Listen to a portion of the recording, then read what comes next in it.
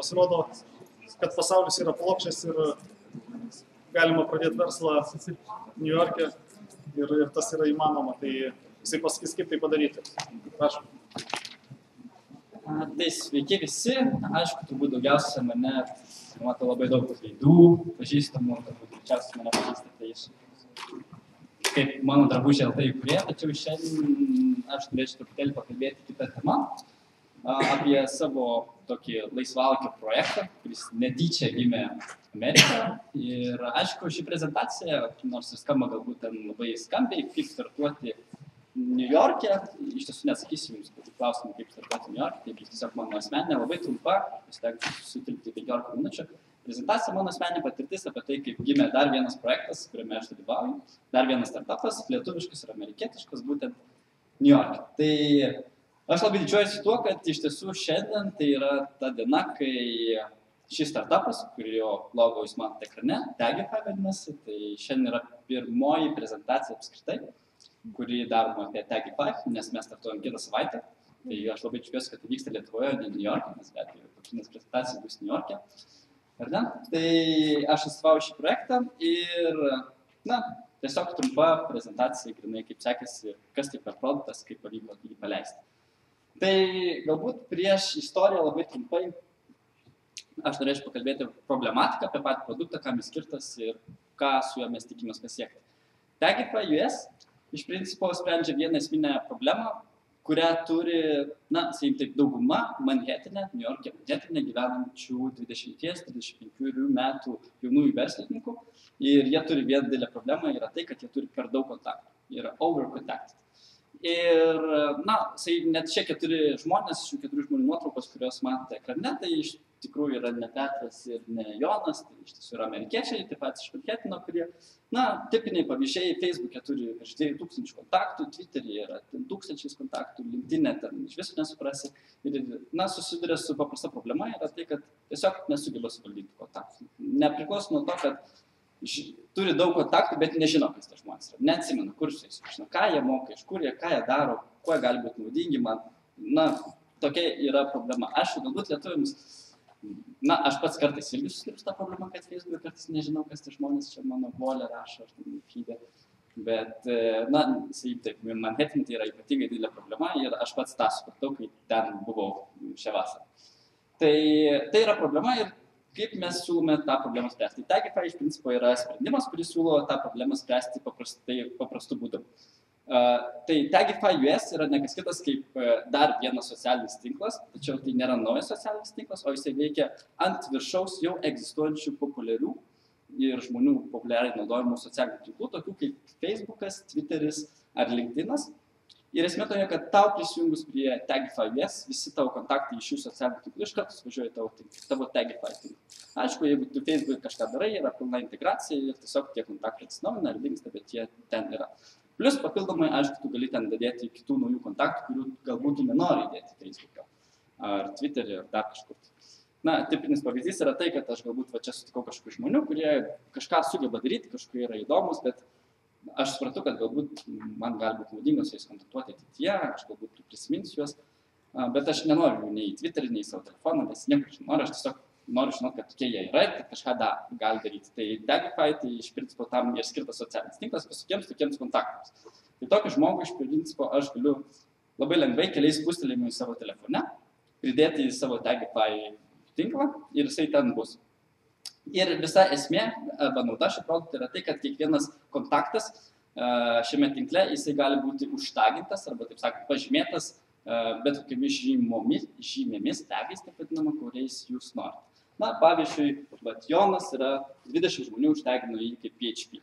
Ir tie tagai yra, būna dviejų rūšių, būna privatus arba vieši. Vieši tagai tai yra tie, kuriuos visi mato. Tai jeigu aš save užtaginu kaip mano drabužio, tai kiti žmonės gali tos tagus laikinti ir tas kiekis taip didėja ir mano tagas, mano drabužiai taip stiprėja. Ir tai pati bendruomenė kuria tos tagus visiems žmonėms aplinkui, tai vadinasi, jeigu aš sukuriu tau, tai visi kiti, kas yra tavo draugai, tuos tagus mato. Ir čia problemų sprendimas yra paprastas, kad tokie žmonės, apie kuriuos aš kalbėjau, 20-35 metų over-contacted Manhattan gyvenantys jaunieji verslininkai, jie turi daugybę idėjų, ką nori padaryti, ateina diena, kai jiems reikia gero dizainerio arba gero Android developerio ir panašiai. Tai kaip tuos žmonės surasti, kurių tau reikia šiuo metu? Na tai pirmiausia, tai aišku, reikia žiūrėti savo kontaktų rate, ką tu turi. Tu tiesiog ateini į Tagify, suvedi, pavyzdžiui, Android, ar Ruby, ar panašiai, ir iš karto savo kontaktų rate tu matai žmonės, kurie turi didžiausius reitingus būtent su tuo tagu. Ir tu iš karto gali tu žmonės kontaktinti, tai yra su juos kontaktuoti, jiems skambinti, parašyti ar panašiai, tu gali juos, jeigu prisidėjai savo tinklą, tai vadinasi, galbūt užtaginai, kur tu su jais susipažinai ir tu turi daugiau informacijos. Tai pirmoji vertė yra tai, kad tu gali savo tinklą tikrai išnaudoti ir kad tie tagai yra ne tik tai tie tagai, kuriuos tu pats sukuri, bet kas kitas gali sukurti ir jie atsiranda tavo tinklą. Tai vadinasi, tau nereikia eiti visus savo 3000 žmonių taginti. Visi, kas nori, tuos žmonės taginti. Ir jis tavo networkas pilnėja. Tai pirmoji vertė yra tai, kad tu gali ieškoti pagal tai. Antroji vertė yra tai, kad atsidaręs bet kurio kito žmogaus profilą, tu gali pažiūrėti, kokie tagai yra bendri. Tai yra, galbūt aš susipažinau su kažkuo, tai čia kalbu 1 minutę, žmogus nepažįstamas, aš nueinu į Tagify, surandu žmogų greitai savo telefone ir matau, kad man patinka žvejyba ir jam patinka žvejyba ir mūsų tagai labai stiprus. Tai yra pridėtinė vertė, kuri galėtų mūsų vertinti ir tiesiog pridėti papildomos vertės ar šiaip tai papildomas vertės tiesiog mūsų bendravimą. Tai va. Ir galite klausti, iš kur yra pinigai. Aišku, pinigai yra tokie tame, kad mes galime pasiūlyti Tagify siūlo galimybę ieškoti ne tik tai savo 3000 kontaktų rate, kas yra tipiškai tą klientą, kurį mes takim, bet galite ieškoti savo draugų rate arba draugų rate. Jums tai reikia tapti premium memberiu, kainuoja $5 per mėnesį. Prašau, galite ieškoti visur kitur, prašyti, kad žmonės jūs invitytų. Supažinti panašiai. Tai truputėlį statistika yra tokia, kad mes per 2 dienas surinkom 300 kontaktų, iš 300 kontaktų, kuriuos surinkome, mes nugrebinom visus Facebook'o draugus, tai buvo 60 000 kontaktų. Tai per 2 dienas mes surinkom iš 300 žmonių 60 000 kontaktų, jau iš karto 60 000 kontaktų, kas mums buvo daugus. Tai va, tai tęsiant toliau, antroji vertė, antras use cases, apie ką yra Tagify, yra tai, kad jis yra skirtas tokiems renginiams, pavyzdžiui, kaip šis renginys, taip vadinamams New York'e vykstantiems meetupams. Meetupas tai yra arba networking renginiai, kuomet tu ateini į networking renginį, yra daugybė žmonių ir tas renginys skirtas ne kam kitam, tiesiog susipažinti vieni su kitais arba atrasti kažkokių bendrų ryšių ir panašiai. Tai aš pas New York'e buvau, nežinau, gal 20 meetup renginių, bet iš tiesų jie turi vieną didelį problemą, kad ateini 200 žmonių, nieko nepažįsti ir tipinis scenarius, kaip renginiai vyksta, yra taip, aš ateinu prie atsitiktinio žmogaus, kuris nieko nežinau apie jį, aš tiesiog paklausiu, ką veiki, jis paklausiu, ką aš veikiu, mes 5 minutės pasikalbame, apsikeičiam vizitiniam kortelėm ir aš einu prie kito žmogaus. Ir jis eina. Ir taip mes per vakarą praeinam 50 žmonių. Ir aš atsinešu namo 50 vizitinių kortelių, kurios tiesiog išmetu, nes kur man tas kortelės dėti, aš nieko nežinau. Ir neatsimenu, kas yra žmonės buvo, kas kalbėjo, galbūt kažkokiu yra naudinga. Dabar, pavyzdžiui, prisimenu, kad buvo kažkoks Džonas, visai ten man padėtų sufešinti kažką užsiemo, bet neturiu kontaktą. Tai va, tai, pavyzdžiui, šis renginys irgi, jeigu mes įėjom, kad yra networking renginys, kad mes atėjom kontaktuoti, vadinasi, networking renginyje yra 2 dalykai. Arba aš kažko ieškau, arba aš kažką galiu duoti. Arba aš ieškau Android developerio, arba aš esu Android developeris, kuris nori mane pasamdyti. Tai paleidai Tagify aplikaciją, paspaudė nearby mygtuką, va čia who is around. Jūs matote žmonės visus, apskritai globaliai, ne tik savo kontaktą, kurie yra aplink jūs esantys žmonės. Tai jeigu jūs visi turėsite Tagify aplikaciją savo telefoną, tai aš visus jūs čia matysiu ir galėsiu aš ieškoti pagal tagus. Aš tai netvirkinu renginį, man reikia Android developer, aš Android. Matau žmonės, kurie yra su tagu Android, aš prašau jam ateik prie baro, aš noriu su tai pakalbėti, mes turim ką aptarti. Ir vadinasi, tai yra naujas būdas apskritai networkinti, nesenoviškas, viduramžiškas mes vadiname, tiesiog naujas būdas networkinti labai efektyviai, kai tu žinai, ko ieškai arba tu gali kažką siūlyti. Jeigu tu kažką gali siūlyti, vadinasi, tu gali save užsitaginti, kad tu su tam tikrais tagais. Tavo kolegos gali tave taginti. Tai va, tai čia vienas iš pavyzdžių, tokių renginių. Labai išvyksta, čia fotkė, ne, čia aš dabar New York'e, buvo jau New York City Tech Dream Cup eventas, 450 registruotų žmonių buvo. Tai kodėl New York City ir kas čia per istoriją, kodėl tai susijęs su New York. Tai Tagify US apskritai gimė New York'e, birželio mėnesį, kuomet aš sudalyvavau Startup Weekend New York City. Ir gera naujiena yra tai, kad mes laimėjome pirmą vietą, mūsų komanda buvo 60 komandų. Su šio projektu mes per 2 dienas padarėm prototipą Facebook aplikaciją. Tai maždaug 60 komandų mes laimėjome pirmą vietą, tai čia yra nuotrauka mūsų visa komanda. Tai idėja, aišku, nėra mano, tai yra idėja šio žmogaus, kuris Niko, jo vardas yra. Čia buvo jo idėja, aš prisijungiu prie jo komandos, žmogus labai gyvena idėją, jis iš karto išėjo iš darbo kitą dieną, sakė, aš dabar dirbsiu su Tagify.js. Ir mane pritraukė kažkaip prie šio projekto. Tai, kadangi mane pritraukė, aš turiu nemažai ryšių Lietuvoje, tai šie 2 vaikinai nusprendė prisidėti full time prie šio projekto vystymo Lietuvoje. Tai galim sakyti, kad Tagify.js yra dalis amerikietiškų, dalis lietuviškų projekto. Developmentas vyksta Lietuvoje.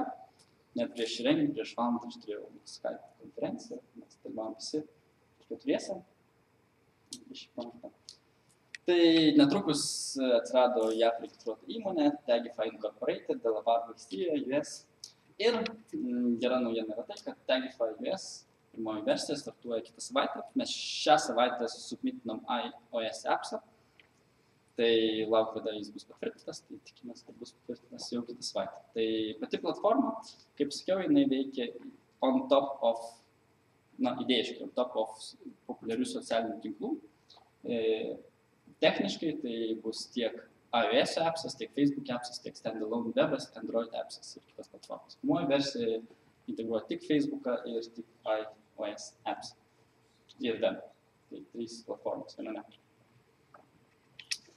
Tai ką mes ketinam toliau daryti su Tagify.js, tai mūsų tikslas yra tiesiog padaryti produkto validacijos pirmą versiją, ištestuoti ir sulaukti vartotojų atsiliepimų, kas yra gerai, kas blogai ir grynai tobulinti user experience. Paskutinius 3 mėnesius nieko mes nedarėme iš development pusės, tik tai, kaip sakyti, laišėm iOS aplikaciją, kad būtų labai intuityvi ir paprastai naudotis, ir kad būtų aišku, ir kad tu ateini pasileidti apps, spaudi sign in, jau visi tavo kontaktai yra, į tagį net yra, ir nieko galvoti nereikia, kad tiesiog būtų labai geras user experience. Be abejo, mūsų pirminis fokusas iš verslo pusės yra grynai fokusas į naujus vartotojus, nes nekas kitas kaip naujų vartotojų kreivės didėjimas, tai yra kiek procentų auga naujų vartotojų, tai yra nekas kitas kaip kompanijos Tagify.js Incorporated vertė.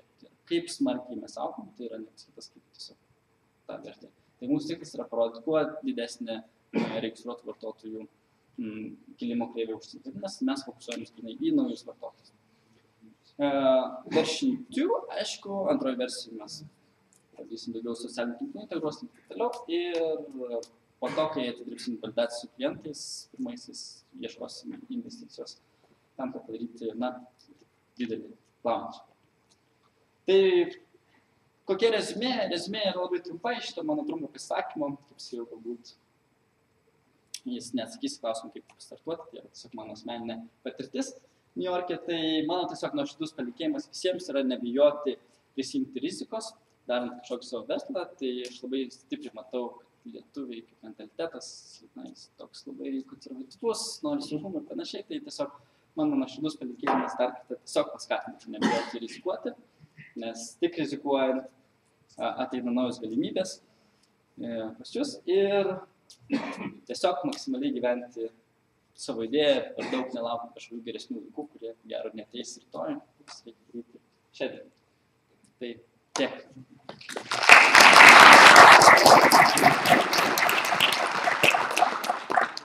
Kas nori paklausyti, Justo? O kaip jūs suradote tą žmogų, su kuriuo į tą Niujorko renginį? Su kieno idėja? Aš į Startup Weekend atvykau atsitiktinai, tiesiog. Ir kaip be abejo, kaip startup renginyje, tai būna pitchai. Tai jis buvo vienas iš tų, kuris pitchino savo idėją ir iš 100 gal buvo pitchų, 150, tiesiog prisijungti prie jo. Taip, klausot. Buvo pas jūs kontaktai su Venture Capital? Taip, yra kontaktas su Venture Capital ir yra potencialių investuotojų, tačiau mes nusprendėm, kadangi mes turime labai gerus resursus techniniam lygmenyje produktų developmentui, tai mes nusprendėm pirmiausia startuoti su produktu, jį validuoti ir surinkti pirmą user base, nes jeigu mes pateiksim labai gerą user experience, parosim gerą augimą, tai kompanijos vertė tokiu atveju yra labai aukšta, palyginti su to, kad tiesiog nieko nėra. Tai sudomėjimas buvo, aišku, po to, kai laimėjom pirmą vietą startup weekende, keletas fondų buvo sudomėję apie tai, bet sakau, tiesiog mes atsakėm, nes norim padidinti vertę ir paskui galbūt mažiau atiduoti.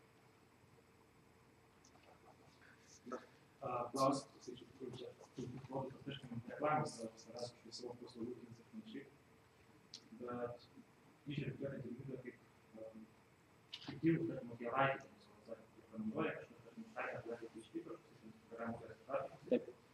Kaip galimybus laikyti, tai nebus užtikris tam, kad iš tikrųjų iš to vietoje tas produktas. Jo, aš tai viena iš rizikų yra tai, kad kažkas tave užtaginti kaip asshole, pavyzdžiui, kol mes nenorėtume, kad tai vyktų. Tai aišku, mes apie tai galvojame, tai yra standartinis blacklistas, kur tu apskritai negali tam tikrų žodžių naudotis. Kiekvienas, tu savo, kai tu prisilogini, nes aš gali būti taip, kad, pavyzdžiui, tu prisilogini ir matai, kad jau tave pritaikė kažkas, tai ir kad bus ne tokiais tagas, kuriais turėtų pritaikyti būti. Nes esmė toje, kad, tarkim, jeigu aš prisiloginu, tai visi mano Facebook'o kontaktai jau yra tagify ir aš juos galiu taginti ir jeigu nors vienas iš tų kontaktų prisilogina, jis jau mato, kad jį kažkas užtagina. Tai gali būti tokia situacija, kad aš prisiloginu ir jau kažkaip nenorimi tie tagai yra. Tai aišku, tai dėl to mes ir nenorim startuoti labai grant, mes norim išvaliduoti tą produktą. Tai pradžią startuosim grinai New York'e su 300 kokių žmonių. Tai pažiūrėsim, koks feedbackas, kaip sekasi, tada tiesiog iteruosime ir eisim toliau. Tai aišku, aš kaip useris galiu tagus, kurie mane patinka užblokuoti, tai yra filmuoti. Tai tiesiog aš kartu galiu išmesti tai, kas mane. Taip, tiesiog. Koks jūsų yra differentiation point tarp kitų startupų, kurie daro būtent tą patį, ką tu darai? Nes jų yra, bent jau aš pažinau, 5. Tai mes žinom 3 stiprius konkurentus, tačiau nei vienas iš jų nėra toks didelis ir kadangi mes pirmiausia einam į US rinką ir apsibrėžim labai aiškiai savo klientą, 25-35 metų, sakykim taip, verslus jaunimas, tai nei vienas iš jų nėra didelis toks, kad jau būtų lyderis, aišku, toli gražu, rinka yra labai labai didelė. Ir plus, kadangi mes turim savo target klientą, jie turi irgi savo target klientų ir dažnai būna, kad labai mažas persikeitimas. Tai labai daug idėjų mes pavogėm iš jų, pavyzdžiui, Connect.me, servisas. Tai mes tiesiog daug pavogėm iš jų, pjavom, pasidėjom ir norim padaryti daug geriau negu ten. Tai žinom, kad taip yra, bet žinom, kad nėra lyderio, tai norim tą išnaudoti. Ačiū. Tai galėsite gal dar irgi po renginio su Justu pakalbėti, ačiū labai. Ačiū labai.